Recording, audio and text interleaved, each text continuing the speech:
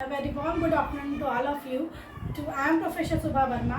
Today we will discuss on the important topic bed making. Bed making is very important topic for the all hospital procedures. क्योंकि hospitals में क्या होता है, हमारा bed making patient के लिए बहुत ज़्यादा डिपेंडेंट है, क्योंकि बेड मेकिंग के थ्रू हम क्या करते हैं, पेशेंट को कंफर्ट प्रोवाइड करते हैं. पेशेंट बेड मेकिंग के थ्रू अगर उसको बेड सोर, आप एक कॉमन नाम सुनेंगे, बेड सोर क्या होता है, पेशेंट को जो पीठ में घाव हो जाता है या फिर किसी ग्रोइन एरिया में घाव हो जाता है, उसको हम लोग बोलते हैं बेड सोर. तो उस चीज़ से प्रिवेंट करने के लिए हम प्रॉपरली बेड मेकिंग करते हैं, तो पेशेंट को उस चीज़ से हम प्रिवेंट कर सकते हैं. तो बेड मेकिंग हमारे प्रैक्टिकल के लिए बहुत इंपॉर्टेंट टॉपिक होता है. बेड मेकिंग में सबसे एक इंपॉर्टेंट सबसे ज़्यादा चीज़ होती है, बेड मेकिंग जब हम लोग करते हैं तो एक मिटन कॉर्नर बनाते हैं.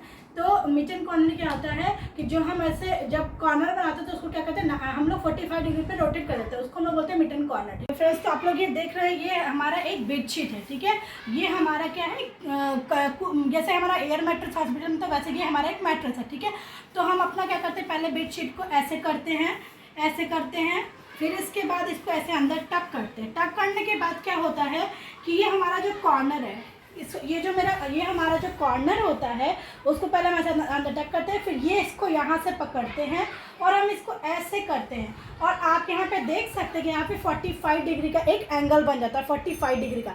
फिर इसी एंगल को ऐसे पकड़ करके हम अंदर की तरफ टक कर देते हैं. ये पोर्शन जो आपका बनता है, ये पोर्शन, ये दैट इज़ 45 डिग्री, इसी पोर्शन को हम लोग क्या बोलते हैं, मिटन कॉर्नर बोलते हैं. फ्रेंड्स, तो ये बहुत ही ज़रूरी कॉर्नर होता है, क्योंकि अगर ये कॉर्नर हम बेड मेकिंग के समय प्रिपेयर करते हैं तो बेड हमारा जल्दी से ख़राब नहीं होता है. और हमेशा हमें ध्यान रखें, जब हम बेड मेकिंग करते हैं तो कभी भी हम हमारी यूजुअली हम लोग क्या करते हैं, जब हम लोग बेड मेकिंग करते हैं तो हम ऐसे हम लोग क्या करते हैं, टक कर देते हैं. ऐसे हम लोग क्या करते हैं, टक करते हैं. लेकिन कभी भी हमें इस सरफेस की तरफ से बेड मेकिंग को टकिंग नहीं करना, हमेशा हमें इस तरफ से करना. क्योंकि जब आप इस तरफ से करते हो तो आपका हॉस्पिटल का बेड फ्लोरे का होता है, उसमें हो सकता है कि आपका रस्ट हो, उसमें जंग लगा हो, तो आप जब ऐसे करोगे तो क्या होता है, आपका इंजरी हो सकती है. इसीलिए हमेशा पाम की तरफ से हमेशा बेड मेकिंग करना है, क्योंकि हार्डेस्ट पार्ट हमारा होता है. जब हम इधर से बेड मेकिंग करते हैं तो हमारे इन तरफ इंजरी होने का चांसेस बहुत कम होता है. थर्ड पॉइंट है, बेड मेकिंग के समय जब हम बेड मेकिंग करते हैं तो हमें 60 बेड्स बनाना था. 60 बेड्स अगर हम ऐसे झुक के बनाएंगे तो क्या होगा, हमें बैक पेन की शिकायत एज एन एज खुद आपको एक सफरिंग हो जाएगी. इसीलिए कभी भी हमें ऐसे झुक के बेड मेकिंग नहीं करना है, हमें हमेशा अपने पैरों को ऐसे बेंड करना है. पहले ऐसे बेंड करना है, then we are going to demonstrate और बेड मेकिंग. ओके, तो सबसे पहले आप ऐसे अपने आप को टिल्ट करो, फिर इसके बाद आप ऐसे से बेड मेकिंग कर दो. ये 3 इंपॉर्टेंट टॉपिक्स होती है जो आपको बेड मेकिंग के समय ध्यान रखना है. सबसे पहला, जब आप बेड मेकिंग कर रहे हो तो आपको मिटन कॉर्नर बनाना है.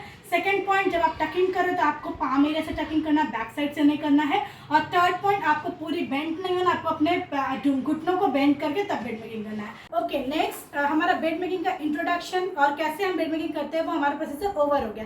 अब हम लोग देखेंगे कि types of beds according to the situation of the patient, according to the hospital condition, we are making the different types of bed. सबसे पहला क्या होता है, क्लोज बेड. क्लोज बेड क्या होता है कि जैसे मान लीजिए पेशेंट हमारे हॉस्पिटल में आने वाला है, उसके पहले हम ओपन बेड प्रिपेयर करते हैं. ओपन बेड के ऊपर ही हम टॉप शीट डाल देते हैं, उसी को हम बोलते हैं क्लोज बेड. ये पेशेंट के आने के पहले, तो जो हमारा क्लोज बेड होता है वो हमेशा हम पेशेंट के आने के पहले ही प्रिपेयर करे रहते हैं कि इमरजेंसी सिचुएशन में कभी भी जब पेशेंट आए तो हम सिर्फ अपनी टॉप शीट को हटा दें, पेशेंट को प्रॉपरली हम उस पर ला सकते हैं, रख सकते हैं, उसका एडमिशन कर सकते हैं.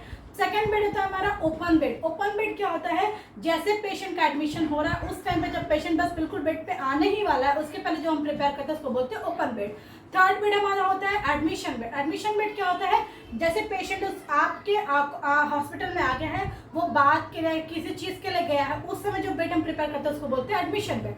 अगला हमारा होता है ऑक्यूपाइड बेड. ऑक्यूपाइड बेड क्या होता है, जैसे पेशेंट हमारा हॉस्पिटल में बेड पे है और उसके बाद जब हम बेड मेकिंग करते हैं तो उसको हम बोलते हैं ऑक्यूपाइड बेड. ठीक है, इसके बाद हमारा क्या होता है एम्पुटेशन बेड. एम्पुटेशन बेड क्या होता है, जैसे एम्पुटेशन मतलब क्या, कोई भी बॉडी का पार्ट कट जाना, उसको उस समय जो बेड मेकिंग करते हैं हम लोग उसको बोलते हैं एम्पुटेशन बेड.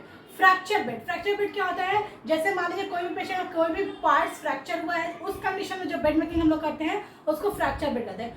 कार्डियक पेशेंट के लिए, जो हार्ट पेशेंट के लिए बनाते हैं हम बेड मेकिंग उस करते हैं, उसको हम बोलते हैं कार्डियक बेड। इसमें मेनली हम लोग कार्डियक अरेस्ट का यूज करते हैं, ठीक है। तो ये डिफरेंट टाइप्स ऑफ बेड्स होता है। अब हम आप लोगों को अगले हम अपने लेक्चर में बताएंगे कि कैसे हम ये सारा बेड मेकिंग हम लोग करते हैं, क्या डिफरेंस है ओपन में, क्या डिफरेंस है क्लोज में, क्या डिफरेंस है एडमिशन में, क्या डिफरेंस है फ्रैक्चर बेड में, क्या डिफरेंस है हमारा ऑक्यूपाइड बेड में, कैसे हम बनाते हैं एम्पुटेड बेड, कैसे हम बनाते हैं कार्डियक बेड। ये सब हमें बहुत ज़्यादा इंपॉर्टेंट है और हमारे हॉस्पिटल के प्रोसीजर के लिए बहुत ज़्यादा इंपॉर्टेंट है कि इसमें क्या क्या डिफरेंट थिंग्स यूज करते हैं, कैसे हम डिफरेंशिएट कर सकते हैं कि ये बेड है और ये दूसरा बेड है, ठीक है फ्रेंड्स। तो ये हम लोग देखें that is the types of bed.